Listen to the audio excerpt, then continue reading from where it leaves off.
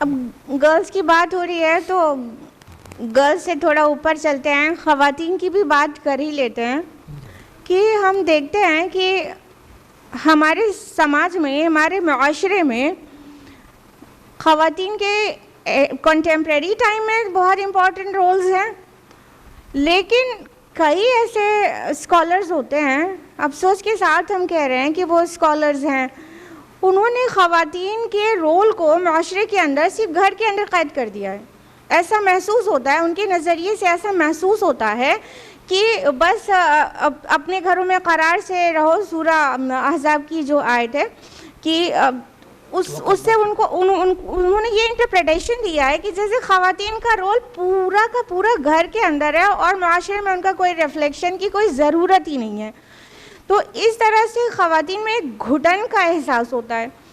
تو لیکن جب اسلام کو، خصوصاً سیرت اور رسول اللہ صلی اللہ علیہ وسلم کی اور صحابہ کے دور کو ہم غور سے دیکھتے ہیں تو پاتے ہیں کہ بات یہ صرف یہ نہیں ہے کہ آج کے دور میں خواتین کا سوشل کنٹریبیوشن ریکوائرڈ ہے، بلکہ کل بھی تھا۔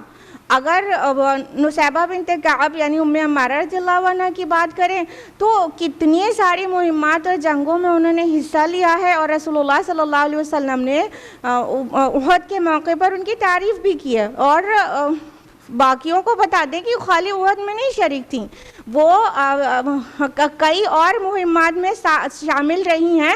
مثال کے طور پر وہ فتح مکہ میں بھی ساتھ میں تھیں، اور بیعت عقبہ ثانیہ میں بھی ساتھ میں تھیں، اور انہوں نے اور بھی کئی جنگوں میں، جنگ یمامہ میں حصہ لیا ہے، اور اپنے بیٹوں کو انہوں نے شہادت کے لیے ابھارا ہے۔ تو وہ کئی جگہ ساتھ میں تھیں، یہاں تک کہ جب وہ فوت ہوئی ہیں تو ان کے جسم پر ان گنت تلوار کے نشان تھے، مطلب کہ وہ اتنی ایکٹیو لیڈی تھیں۔ اس کے علاوہ اسماء بنت ابی بکر رضی اللہ عنہ کو دیکھیں، کتنی بولڈ خاتون تھیں۔ اللہ کے نبی صلی اللہ علیہ وسلم نے ان کو کبھی جھڑپ نہیں لگائی کہ اتنی بولڈ نہیں رہیں، اور ان کے شوہر زبیر بن عوام رضی اللہ عنہ وہ عشرہ مبشرہ میں سے ہیں، باوجود اس کے وہ گھر سے باہر کا کئی کام وہ خود خاتون ہو کے کرتی تھیں، یعنی اب گھوڑے کے لیے چارہ لانا، گٹری سر پہ باندھ کے بازاروں میں جانا۔ اور شفا بنت عبداللہ رضی اللہ عنہ ہیں، عمر رضی اللہ عنہ ان کو اتنی ویلیو دیتے تھے، حالانکہ عمر رضی اللہ عنہ کا موقف خواتین کے بارے میں کافی اسٹرکٹ ہے، باوجود اس کے اتنی ویلیو دیتے تھے کہ ان کو انسپیکٹرز بنا کے رکھا تھا اور ساتھ میں ان سے مشورہ کرتے تھے۔ لہٰذا ہم یہ پاتے ہیں کہ دور نبوی میں بھی خواتین سماج میں اپنا کنٹریبیوشن دیتے ہوئے پائے جا رہی تھیں۔ کہیں کھیتوں میں اور باغوں میں کام کرنا معیوب نہیں سمجھا جاتا تھا، لیکن یہ آج کا کون سا دین لے کر ہم آ گئے ہیں جو خواتین کو ایک دم گھر کے کسی کونے میں قید رکھیں تبھی سمجھتے ہیں کہ وہ صحیح کر رہی ہیں اور وہ تبھی جنت میں جا سکتی ہیں۔ تو عذرائے کرم اس پہ بھی کچھ رہنمائی کریں کہ ہم خواتین کا کیا کنٹریبیوشن ہے سوسائٹی میں، کیونکہ اب یہ ماڈرن جو ایرا ہے اس میں اگر ہمارے پاس فیمیل ڈاکٹرز نہیں رہیں تو کیا ہم خواتین کسی میل گائنیکالوجسٹ کے پاس جا کے علاج کرائیں گے؟ اور اگر ہمارے پاس فیمیل نرسز نہیں رہیں تو کیا ہم میل سے نرسنگ کروائیں گے؟ بہت سارے اور مسائل کھڑے ہو جائیں گے سماج میں اگر خواتین اپنا کنٹریبیوشن نہیں دیں۔ لہٰذا آپ کی رہنمائی۔ خواتین کا رول کیا ہو، کہاں ہو، کیسا ہو، یہ گویا کہ پورا موضوع بن گیا۔ جی دراصل خواتین جو ہے ان کو جو لوگ گھر تک محدود کرنے کی گفتگو کرتے ہیں، اگر اس گفتگو کو موڑ دیا جائے تھوڑا سا تو انشاءاللہ باتیں زیادہ واضح ہو جائیں گی۔ جیسے آپ کا گھر وہ گھر ہے، ایسے پورا سماج بھی آپ کا گھر ہے، پوری سوسائٹی بھی وہ آپ کا ایک گھر ہے۔ ٹھیک۔ تو ہوا کیا ہے کہ سوچنے کا اگر انداز یہ ہو جائے کہ پوری سوسائٹی گھر ہے تو ابھی خواتین کا رول کافی واضح ہو جائے گا۔ جی جب ہم ایک محدود گھر کی چار دیواری کو خاتون کا گھر سمجھنے لگتے ہیں تو وہاں مشکلات پیدا ہوتی ہیں۔ حقیقت میں خواتین کا جو رول ہے وہ ان کی اپنی صلاحیت، اپنے امکانات کے لحاظ سے بہت ہی اہم ہے، اور اسی رول کی بنیاد پر اس کے نتائج سامنے آنے ہیں۔ نبی کریم صلی اللہ علیہ وسلم کے زمانے میں یا اس کے بعد صحابہ کرام کے دور میں یا اس کے بعد پوری تاریخ اسلام میں خواتین کا رول رہا ہے، آج بھی خواتین کا رول ہے، لیکن خواتین کا رول جتنا بڑھ جانا چاہیے وہ نہیں بڑھا، کم ہے، محدود ہے۔ جی زمانہ جس رفتار سے خواتین کے رول کو چاہتا ہے اس لحاظ سے کم ہے، جتنی زیادہ ضرورتیں ہیں اس لحاظ سے خواتین کا رول کم ہے۔ مثلا آپ نے میڈیکل کی مثال دی ہے، پہلے میڈیکل لائن میں خود ہی ضرورتیں کم تھیں، محدود بیماریاں، محدود ڈاکٹر، محدود اسپتال، جی تو ان کا علاج کرنے والے کم لوگ تھے۔ آج بیماریاں بے پناہ ہو گئیں، خواتین بہت ساری بیماریوں کا شکار ہوتی ہیں، جی ان کے لیے خواتین ڈاکٹرز انہیں سامنے آنا چاہیے، تیماردار سامنے آنا چاہیے، ان کا ریسرچ ان کے ذریعے ہونا چاہیے۔ تو یہ سب جو ضرورتیں ہماری بڑھی، چونکہ ملت زمانے کی رفتار میں پیچھے ہو گئی تو خواتین کے رول میں بھی پیچھے ہو گئی۔ ایسا کچھ نہیں ہے کہ نظریاتی طور پر ملت پیچھے ہوئی ہے، وہ تو ہم نے پھر اپنی بات کو بنانا شروع کر دیا۔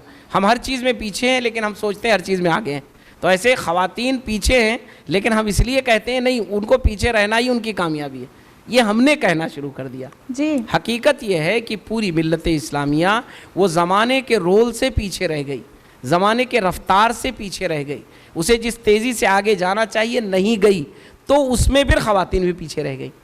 تو وجہ پوری ملت اسلامیہ ہے۔ اب اس میں لوگوں نے کیا کیا کہ وہ کہنا شروع کر دیا کہ خواتین کو نہیں کرنا چاہیے، یہ نہیں کرنا چاہیے، یہ نہیں کرنا چاہیے، ورنہ پوری ملت اسلامیہ بھی وہ کام نہیں کر رہی ہے۔ مردوں کا جو رول ہے وہ بھی تو نہیں ادا کر رہے ہیں، ان کا رول بھی تو سامنے نہیں آ رہا ہے۔ ایسا تو نہیں ہے کہ مرد بہت اچھا رول ادا کر رہے ہیں، خواتین نہیں کر رہی ہیں، لیکن چونکہ خواتین کا معاملہ نظریاتی بنا دیا گیا، اور خاص طور پر اس کو جو اسلام دشمن طاقتیں تھیں انہوں نے بہت اچھے سے اس کو پھیلایا، یعنی اس کو تراشا اور ایک شکل دے دی کہ اسلام عورتوں کو کہتا ہے پردے میں رہو، اس کا مطلب اسلام چاہتا ہے کہ عورتیں ایکٹیو نہ رہیں۔ یہ انہوں نے نتیجہ نکال کر کے اسلام کو بدنام کرنے کے لیے کہا، ہم نے بھی اسی کو کہنا شروع کر دیا کہ نہیں، عورتوں کا پردے میں رہنا ضروری ہے۔ وہ جو دوسرا جملہ تھا وہ آٹومیٹک ہو گیا، وہ ہماری زبان سے خود ہی نکلنے لگا۔ تو ابھی جو صورتحال ہے اس میں ہمیں اس بات کو سمجھنا ہے کہ اسلام نے خواتین کے رول کو، ان کے سماجی رول کو، ان کے معاشرتی رول کو، انسانی رول کو کہیں بھی محدود نہیں کیا ہے۔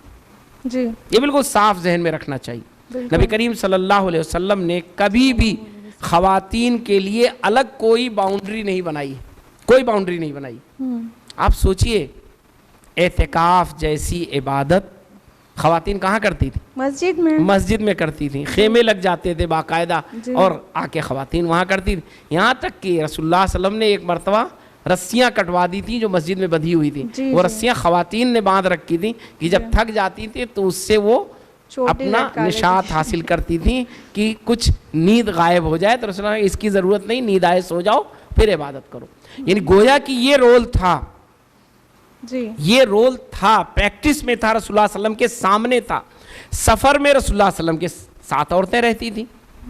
حضرت عائشہ رضی اللہ تعالیٰ عنہ کا واقعہ تو سفر ہی کا ہے نا، تب بھی اس کے بعد رسول اللہ صلی اللہ علیہ وسلم نے یہ آرڈر نہیں کیا کہ چونکہ یہ واقعہ پیش آیا ہے اس لیے اب آئندہ خواتین نہیں سفر کریں گی۔ Very important point raised by, آئندہ خواتین نہیں جائیں گی جنگوں میں، آئندہ ہم جب سریہ لے کر سرایا نکلیں گے، وفد نکلیں گے تو ہم خواتین کو نہیں لے جائیں گے کیونکہ اتنا بڑا واقعہ پیش آ گیا جس کی وجہ سے مجھے اتنی تکلیف پہنچی۔ رسول اللہ صلی اللہ علیہ وسلم نے کبھی ایسا نہیں کیا۔ جی آج کے موجودہ حالات میں جو گفتگو علماء کی طرف سے آتی ہے، چیزیں آتی ہیں، وہ صرف میں نے کہا کہ جو لوگوں نے اسلامی تعلیمات کو بدنام کرنے کے لیے اسلام کی ایک تعلیم کو اور ایک نتیجے کو جوڑ دیا آپس میں۔ اسلام نے یقیناً کہا ہے کہ عورت کو پردے میں رہنا چاہیے، لیکن اسلام نے یہ نہیں کہا ہے کہ پردے میں رہنے کا مطلب ہے تعلیم نہ حاصل کرے۔ اس کو جوڑ دیا گیا اس چیز سے کہ اسلام نے کہا ہے کہ عورتیں پردے میں رہیں، اس کا مطلب وہ تعلیم حاصل نہ کریں۔ ہم نے بھی اسی کو دہرانا شروع کر دیا۔ جی تو یہ ہوا کیا کہ اسلام کو بدنام کرنے کے لیے موجودہ زمانے میں 2-3 جو بڑے ٹول استعمال کیے گئے، اس میں پہلا ٹول عورتیں.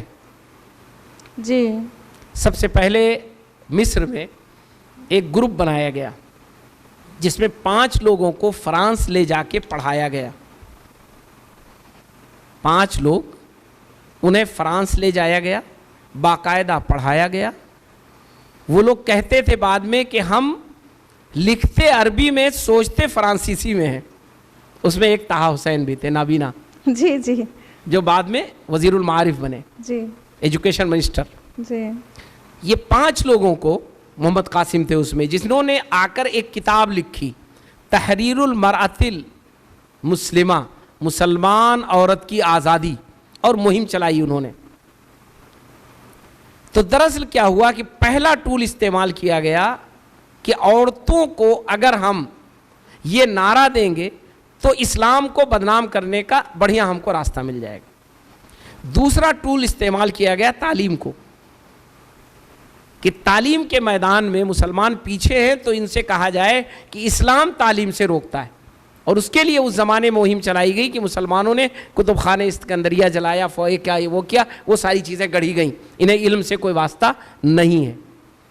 اور تیسرا جو بہت بڑا ٹول استعمال کیا گیا وہ ہے تہذیب و ثقافت کا، تمدن کا، معاشرے کا، ڈیولپمنٹ کا، کہ مسلمان اس میں پیچھے ہے تو اس کا مطلب اسلام نہیں چاہتا ہے کہ دنیا آگے جائے، سائنسی حقائق جس کو کہا گیا. بہرحال میری بات عورتوں پہ چل رہی تھی. یہ ٹول استعمال ہوا اور ہم اس کے شکار کہاں ہو گئے کہ ہم نے عورتوں کے تعلق سے جو اسلامی تعلیمات تھی ان کی وضاحت کرنے کے چکر میں ان اعتراضات کو جواب دینے کے بجائے، ان اعتراضات کو کلیئر کرنے کے بجائے اسے ایکسیپٹ کر لیا. ٹھیک ہے، عورتیں وہ نہیں جائیں گی بازار میں، عورتیں تعلیم نہیں حاصل کریں گی، عورتیں ایسی رہیں گی ویسی رہیں گی. نتیجہ ہوا پورا معاشرہ ایک دم ڈسٹرب ہو گیا اور عورتیں تعلیم سے دور رہ گئیں. عورتیں جب تعلیم سے دور رہیں تو اب عورتوں نے بھی یہ سمجھ لیا کہ اسلام ہمیں تعلیم سے دور رکھنا چاہتا ہے. تو ابھی جو صورتحال ہے اس میں ہمیں یہاں آ کر سوچنے کی ضرورت ہے کہ اسلام نے عورتوں کے لیے کہیں بھی باؤنڈری نہیں رکھی ہے کہ عورتیں اس فیلڈ میں کام نہیں کر سکتی، کہیں بھی باؤنڈری نہیں. عورتوں کے لیے اسلام نے ویسے ہی چیزوں کو رکھا ہے جیسے ہر شخص کے لیے الگ رکھا ہے. اگر جنوری کی ٹھنڈک ہو تو ہم کون سا لباس پہنتے ہیں؟ ٹھنڈک کا لباس پہنتے ہیں. اب کوئی اگر جنوری میں بہترین جو ہے پہن کر کے ہلکا لباس نکلے تو اسے کیا کہا جائے گا؟ احمق.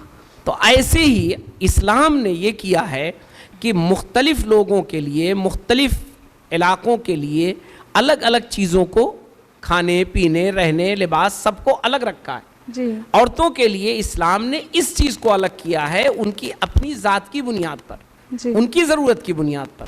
ایسا نہیں ہے کہ انہیں کمزور کرنے کے لیے. رسول اللہ علیہ وسلم نے کبھی نہیں کہا کہ مسلمان مرد طاقتور وہ اللہ کی نگاہ میں اچھا ہے. مرد عورت دونوں کے بارے میں کہا رسول اللہ علیہ وسلم نے. جیسے رسول اللہ علیہ وسلم مردوں کو کہتے تھے کہ صحت مند رہو، ویسے عورتوں کو بھی کہتے تھے صحت مند رہو. جیسے کھانے کی پوری چھوٹ ہے مردوں کے لیے ویسے عورتوں کے لیے. ایسا نہیں یہ کہا گیا کہ نہیں گوشت عورتیں نہیں کھائیں گی، ایسا کچھ نہیں ہے.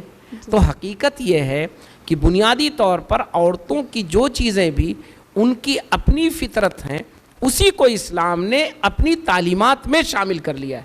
بالکل، بہت اہم بات. تاکہ عورتیں ان کو تعلیم کی بنیاد پر اپنائیں. ایسا نہ ہو کہ کوئی اپنی فطرت نہ سمجھ سکے اور نقصان اٹھا لے. تو اس کو شریعت بنا دیا گیا، ان کی اپنی فطرت کو شریعت بنا دیا گیا. جیسے کوئی بچہ جھوٹ کا، سچ بولنے کا عادی ہو تو آپ اس کے لیے ایک اصول بنا دیں کہ سچ بولے گا یہ بچہ، جھوٹ نہیں بولے گا. اب اگر آپ کہیں یہ سچ بولنے کا عادی ہے تو اس کے لیے چھوٹ دے دو، جھوٹ بولے گا تب بھی کوئی فرق نہیں پڑے گا، تو کل ہو کر کے وہ سچ چھوڑ کر کے جھوٹ بولنے لگے گا. تو اسلام نے کیا کیا ہے کہ جس کی جو ضرورت ہے، جو فطرت ہے، اس کو شریعت بھی بنا دیا ہے تاکہ انسان اس کا پابند بن جائے اور سب اس کے پابند بن جائے. ساری عورتیں ایک جیسی نہیں ہوتی ہیں. تو جب شریعت بنا دیا گیا ان کے لیے کہ پردہ ان کی شریعت ہے تو ساری عورتیں پردہ کریں گی، ورنہ کچھ کرتی کچھ نہیں کرتی. تو بنیادی طور پر آج کے زمانے میں عورتوں کو آگے آنے کی ضرورت ہے. اس میں قصور میرے اعتبار سے عورتوں کا زیادہ ہے. وہ اس اعتبار سے زیادہ ہے کہ وہ پڑھ لکھ کر کے آگے نہیں آتی ہیں, وہ پڑھ لکھ کر کے کام نہیں کرتی ہیں. میرے اپنے تجربے میں اس وقت کچھ چیزیں نہیں کہوں گا, لیکن بعض کیونکہ مطلب میرے لیے مسئلہ کھڑا ہو سکتا ہے. ہماری بیگم عالمہ فاضلہ کبھی تقریر نہیں کرتی ہیں, تو ہم کس کو کہیں, جبکہ میری طرف سے پورا چانس ہے. تو بہت ساری عورتیں جو تعلیم یافتہ ہیں, جنہوں نے تعلیم حاصل کی ہے, وہ خود میدان میں نہیں ہیں. تو یہ قصور کن کا ہے؟ عورتوں کا ہے. عورتیں خود میدان میں کم ہیں. عورتوں کو ہمیں یہ بات کہنے کے بجائے کہ انہیں روکا جاتا ہے, انہیں یہ کہنے کی ضرورت ہے کہ آپ کام نہیں کرتی ہیں. میرا تجربہ یہ ہے کہ عورتیں فیلڈ میں خود کم آتی ہیں, اپنے کبھی کبھی مجبوریوں کی بنیاد پر, زیادہ تر اپنے آپ کو مطمئن کرنے کی بنیاد پہ کہ اب ہم سے تو کوئی مطالبہ کرے گا نہیں, تو اس لیے ہم کام بھی نہ کریں, سکون سے رہیں.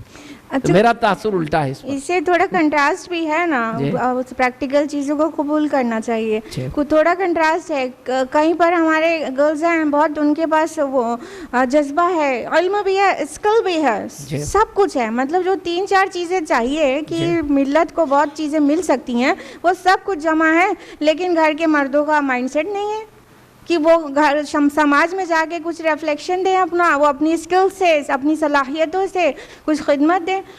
اور میرا اپنا جو کہیں کہیں رکاوٹ ہے, اس رکاوٹ کو دور کرنا چاہیے, اسے سمجھنا چاہیے. ایسا ہے کہیں کہیں ہے کہ عورتیں کرنا چاہتی ہیں, رکاوٹ ہے. لیکن میرا ماننا ہے کہ یہ 10% ہے. 90% خود خواتین فیلڈ میں کم کام کرتی ہیں.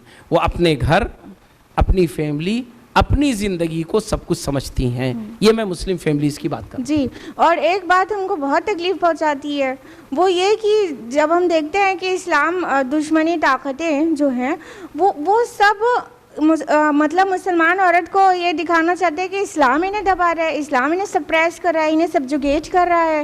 تو آپ مرد حضرت چاہے جتنا آزادی خواتین کے لیے اسلامی لیکچرز دے ڈالیں, وہ بات سامنے نہیں آئے گی جب تک ہم خواتین سامنے خود سے آ کے ثابت نہیں کریں گے کہ دیکھیے ہم جو شریعت ہمیں کہتا ہے ہم پورے اس کے حدود میں رہ کر ہم سماج میں کچھ نہ کچھ کنٹریبیوشن دے رہے ہیں. اور اگر ہم صلاحیت کے مالک ہے, اللہ نے عطا کیا ہے, تو ہمیں اسلام نہیں روکتا ہے کہ ہم اپنی صلاحیتوں سے کچھ خدمات دیں. اور ہمارا پورا ایک اہم رول ہے سوسائٹی میں, جب تک کہ ہم خود کر کے نہیں دکھائیں گے پریکٹیکلی. آپ لوگ کہتے رہ جائیں, وہ بات ماننے کے نہیں ہے ادر کمیونٹیز جو اسپیشلی جو دشمنان اسلام ہے. لیکن اگر ہم پریکٹیکلی کر کے دکھا دیں, اور میری وہ بہنیں جو یہاں پر ہم دیکھ رہی ہیں اس پروگرام کو, ان سے بھی میری ریکویسٹ ہے آپ کر کے دکھائیں, آپ کر کے دکھائیں, اپنے کو ثابت کریں کہ اسلام آپ کو شریعت کی پابندی کرنے کے مکلف تو ٹھہراتا ہے, لیکن آپ کو سوسائٹی میں اپنے رولز کو پلے کرنے کے لیے اور اپنی صلاحیتوں اور اپنے علم سے خدمت دینے کے لیے پوری دنیا کو, نہ صرف مسلمانوں کو, پوری دنیا کے لیے خدمت دینے سے نہیں روکتا ہے.